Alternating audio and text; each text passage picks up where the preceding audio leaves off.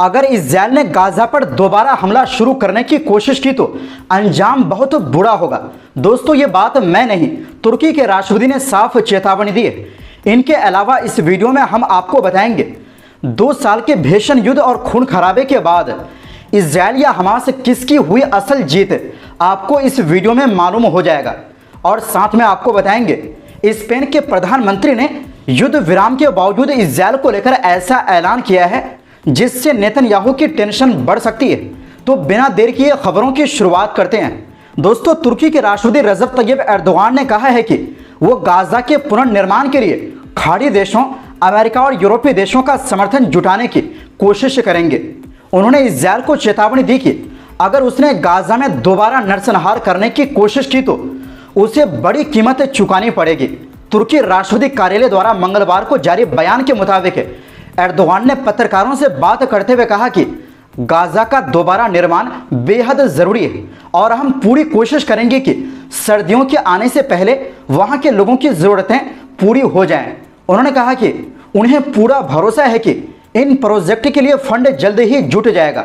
Erdogan ने ये बातें शर्म अल शेख से लौटते वक्त कही। उन्होंने कहा हमें गाजा के साथ खड़े रहना होगा और उन लोगों को जवाबदेह ठहराना होगा जो नरसंहार के लिए जिम्मेदार है। उन्होंने आगे कहा कि कुछ पश्चिमी देशों का फिलिस्तीन को मान्यता देना असल में 2 राज्य समाधान की दिशा में एक अहम कदम है और इसे शांति प्रक्रिया की बुनियाद के रूप में देखा जाना चाहिए। दरअसल बीते सोमवार को शर्म अल शेख शांति सम्मेलन नाम से एक बड़ी बैठक हुई थी जिसका मकसद था गाजा में जारी युद्ध को खत्म करना और मध्य पूर्व में स्थायी शांति और स्थिरता लाना। इस बैठक में 31 से ज्यादा देशों और अंतर्राष्ट्रीय संगठनों ने हिस्सा लिया था। कुल मिलाकर एर्दोगान का संदेश साफ था, तुर्की गाजा के साथ खड़ा है, उसका पुनर्निर्माण करेगा और अगर इजराइल ने फिर से वही हिंसा दोहराई तो उसे बहुत भारी कीमत चुकानी पड़ेगी। दोस्तों अब आपको बताते हैं इस वीडियो की सबसे खास मुद्दे की।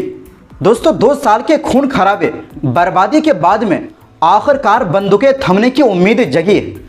सोमवार 13 अक्टूबर को हमास ने 20 इजरायली बंधकों को रिहा किया जिसके बदले इजराइल ने लगभग 2000 फिलिस्तीनी कैदियों को आज़ाद किया।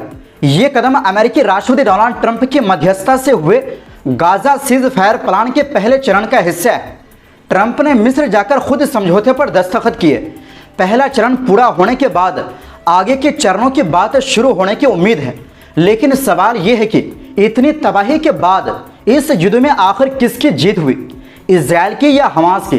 दोस्तों 7 अक्टूबर 2023 को शुरू हुई ये जंग आधुनिक इतिहास की सबसे लंबी और विनाशकारी लड़ाइयों में से एक बन चुकी है। गाजा जो कभी 21 लाख लोगों का घर था अब मलबे और खंडहरों का शहर है।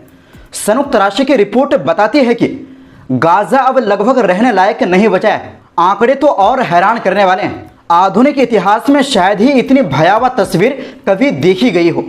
67,000 से ज्यादा फिलिस्तीनी मारे गए जिनमें करीब 20,000 मासूम बच्चे भी शामिल हैं। ये आंकड़े नहीं, इंसानियत पर लगे वो दाग हैं जो कभी नहीं मिटेंगे।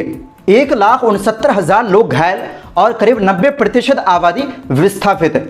मतलब 90% लोगों के पास घर नहीं है। 125 अस्पताल और क्लिनिक तबाह, 92% रिहायशी इमारतें ध्वस्त, 98% खेती की जमीन बर्बाद हो गई। दोस्तों आपको यहां पर यह भी बता दें कि संयुक्त राष्ट्र की एक रिपोर्ट के मुताबिक गाजा के पुनर्निर्माण यानी फिर से बसाने के लिए $70 बिलियन खर्च होगा, यानी $70 अरब।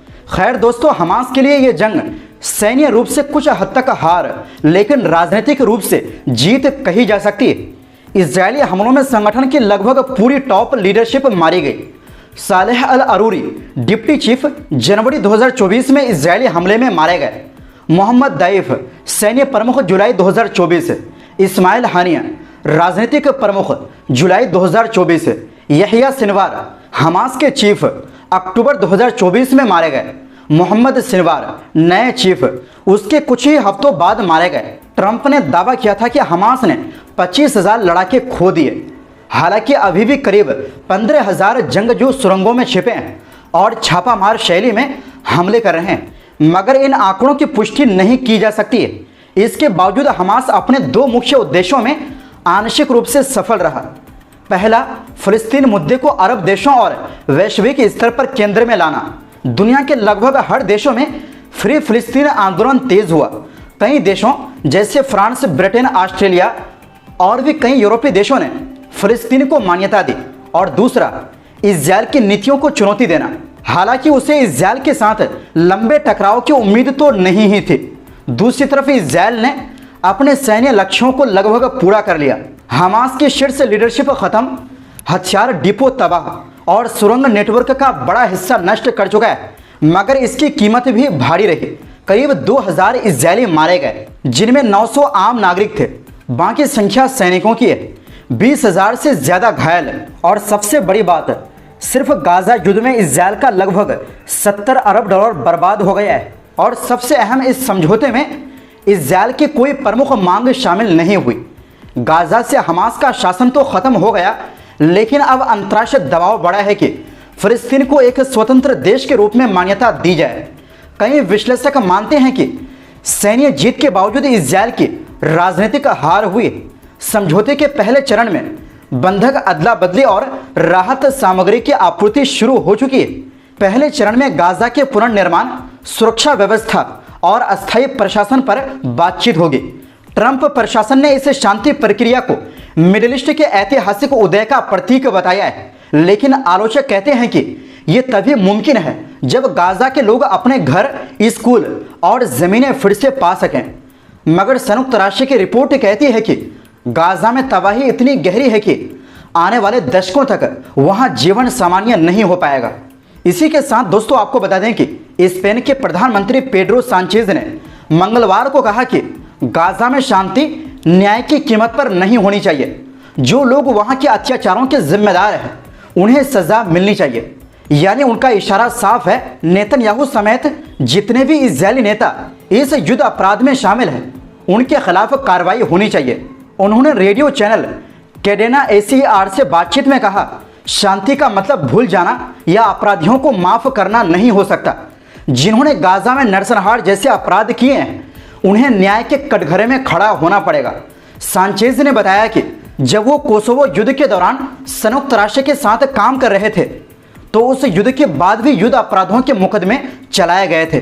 उन्होंने कहा, हमारे सामने अभी भी बहुत काम बाकी है, कई सवालों के जवाब ढूंढने हैं। स्पेनिश प्रधानमंत्री ने कहा कि स्पेन और यूरोप आने वाले समय में गाजा शांति प्रक्रिया में बड़ी भूमिका निभाएंगे, न सिर्फ पुनर्निर्माण में बल्कि 2 राष्ट्र समाधान और अंतर्राष्ट्रीय कानून के आधार पर टिकाऊ शांति स्थापित करने में भी।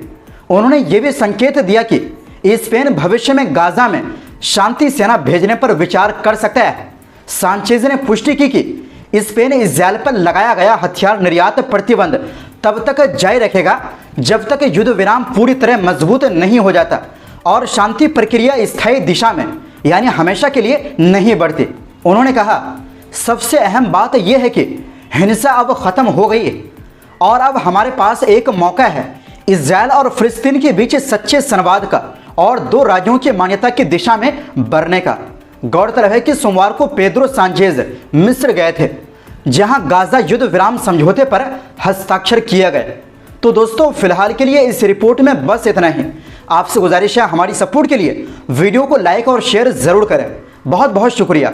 अल्लाह हाफिज।